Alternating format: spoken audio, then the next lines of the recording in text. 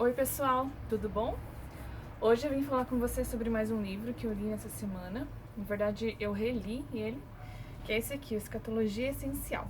Tudo o que você precisa saber agora sobre o fim dos tempos, do Vitor Vieira. Bom, ele é um livro pequeno, como vocês conseguem ver, e ele traz de forma um pouco condensada algumas teorias muito interessantes sobre o fim dos tempos. Vou dar uma olhada aqui com vocês nos capítulos, para vocês terem uma ideia de como que ele é. Então, no capítulo 1, ele fala sobre panorama e estrutura de Apocalipse. O capítulo 2, por que estudar o fim dos tempos? O 3, introdução ao milênio. 4, introdução à grande tribulação. O 5, introdução à segunda vinda e ao arrebatamento. O 6, Israel e o fim dos tempos. O 7, o zelo de Deus por Israel e Jerusalém. E o 8º, a paixão de Jesus pelas nações. E por fim, a conclusão. Bom, ele vai apresentar aqui muitas teorias. Ele vai falar sobre, por exemplo, teorias sobre o amilenismo, pré-milenismo, pós-milenismo.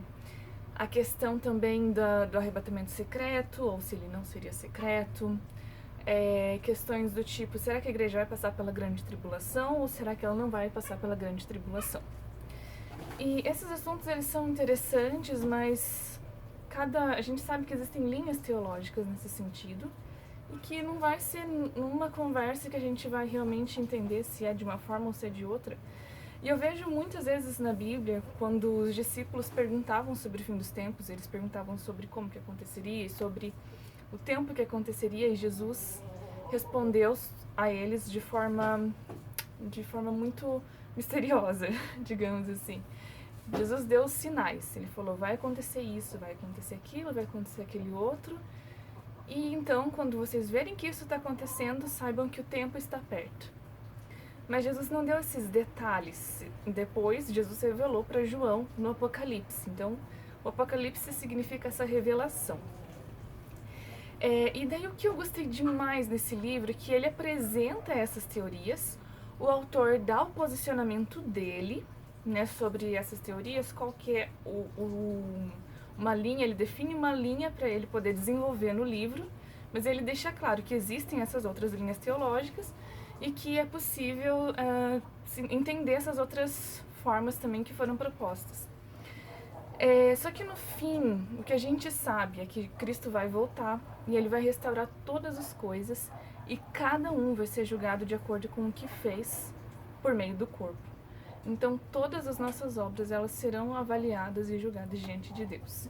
Nos últimos capítulos, quando fala sobre a paixão de Jesus pelas nações, durante toda a leitura do livro, não é verdade? Deus foi falando comigo, mas nesse último capítulo foi o que mais, assim, me pegou mesmo por dentro.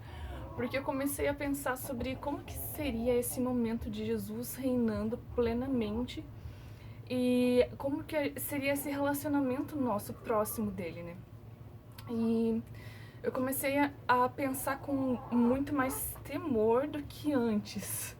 Foi interessante essa experiência, porque consegui repensar sobre aquilo que vai acontecer, sobre os processos que Deus está fazendo na história, sobre aquilo que Ele vai executar juízo, que Ele vai cobrar cada um de acordo com aquilo que fez, de acordo com aquilo que falou, de acordo com a vida que viveu, e de acordo com as oportunidades que Ele deu para cada um de nós, faz com que a gente viva a nossa vida com mais responsabilidade, faz com que a gente se prepare para esse momento desse encontro, e também, claro, né, faz com que a gente olhe para Deus com reverência, com amor, e sim, com responsabilidade. A gente precisa levar a nossa vida com responsabilidade, não como se a gente nunca fosse dar conta dela para ninguém, porque Deus deixou muito claro que a gente vai dar conta diante dele.